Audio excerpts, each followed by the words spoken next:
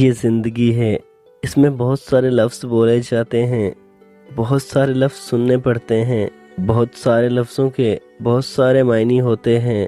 لفظوں کو اکٹھا کر کے آپ انہیں سوچنے اور سمجھنے بیٹھ جائیں گے تو زندگی نہیں گزار سکیں گے۔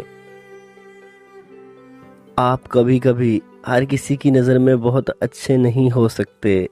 بعض اوقات ہمیں بہت اچھا بننے کی کوشش بھی دوسروں کی نظر میں برا بنا دیتی ہے۔ حسد کی اس سے آسان تعریف میں نے نہیں پڑھی۔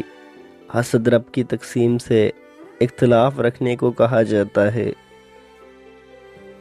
حسد کسی سے نہ کرو، اللہ جس کو دے رہا ہے اپنے خزانوں سے دے رہا ہے، تم سے چھین کر نہیں دے رہا۔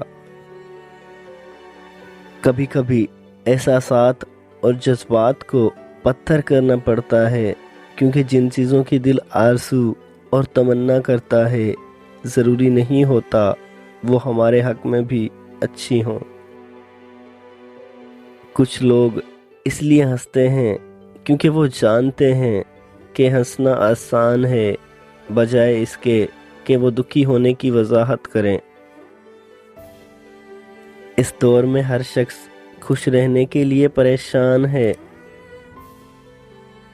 زندگی میں بہت کم ایسے لوگ ملتے ہیں جو سچ میں آپ کے ساتھ مخلص ہوں، ورنہ زیادہ تر تو صرف دکھاوا ہی ہوتا ہے۔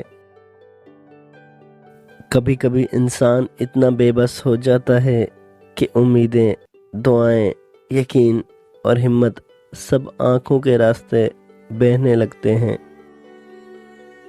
اگر آپ کسی کے ذہن کو جاننا چاہتے ہیں تو ان کی باتیں سنیں، اور اگر آپ ان کے دل کو جاننا چاہتے ہیں تو ان کے عمل دیکھیں۔